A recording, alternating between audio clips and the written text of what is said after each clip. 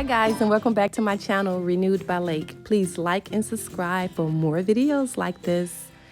I started out with a DIY wire wreath that I purchased at the Dollar Tree, some gems that I purchased at Michael's, and I affixed it to the wire wreath with Gorilla Glue and my hot glue gun.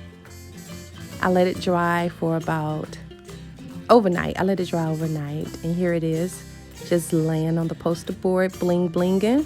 I use my Cricut to print out the Chanel and my transfer tape to affix it to the poster to make sure everything comes out even.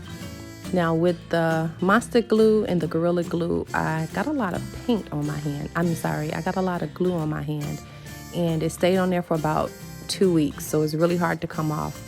So if this is your first time giving it a try, please be careful, extra careful with the glue, and yeah, because it takes a while to come off. And here I'm just trying to get everything centered. And when I fix the double C's on the poster board, I use the Gorilla Glue and the hot glue gun again, and it stuck pretty well. I wasn't sure if it was going to be strong enough, but the poster board is still in my possession and everything is fine.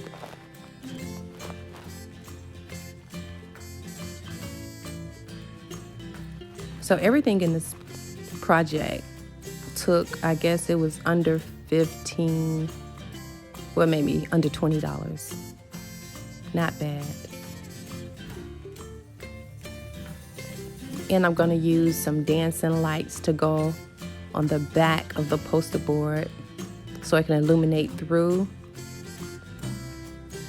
which creates a bigger bling for it. I use the dancing lights and it dances to music, to the beat of the music. I outlined the back of the poster board with the C's that are on the front, so I know exactly where to line them up at. And here is the outcome. Tell me what you guys think. Please like, subscribe, share, and give me the big thumbs up if you like it.